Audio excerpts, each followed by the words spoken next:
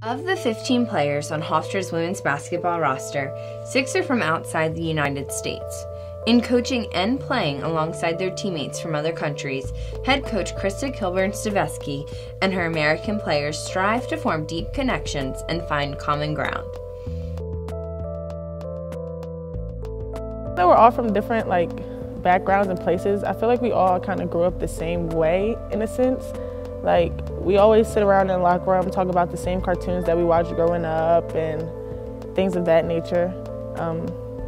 We're still human at the end of the day, but we're just from different places.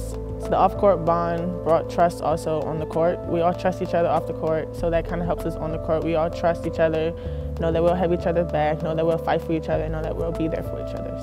When it came to adding a piece to the puzzle of her team, Coach Kilburn-Stevesky decided to make a big trip and make lasting memories in recruiting Ana Hernandez Hill.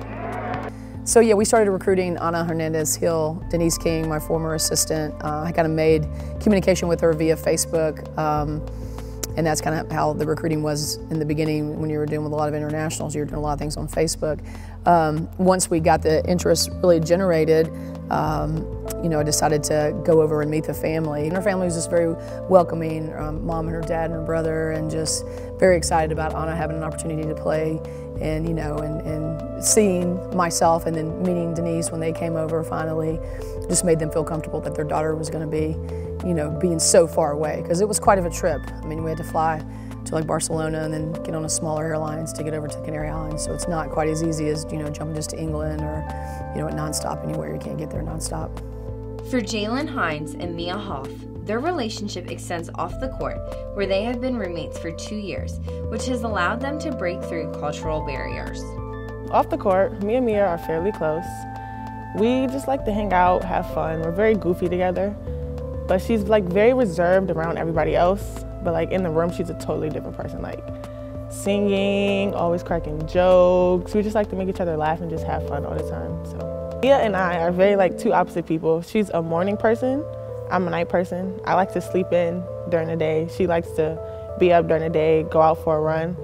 And her routine's very different. She'll wake up at 6 o'clock in the morning, go run at the rec, go walk, go get food. I'm still asleep. She gets back. I'm like, Mimi, where you go? Oh, I went for a run. I'm like, a run at 6 in the morning? She's like, yeah. I was like, okay.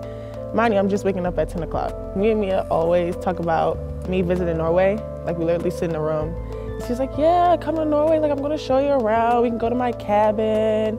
We can go in the water, ride jet skis. We can go play with the cows and stuff. I'm like, okay.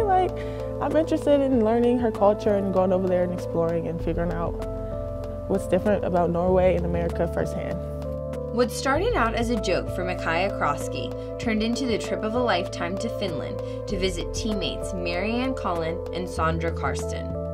So one day we were sitting in the caf, and I was like, Sandra was like, Kai, come to Finland. I'm like, yeah, okay. I kept saying, yeah, okay, we'll see. So we got back to my room, and we live actually right across the hall from each other. So we got back to my room, and I was looking up tickets. We picked dates, and boom, I was in Finland. Literally, that's how it happened. It wasn't even planned or anything. It was a spur-of-the-moment thing. I stayed in Marianne's summer cottage for 2 nights.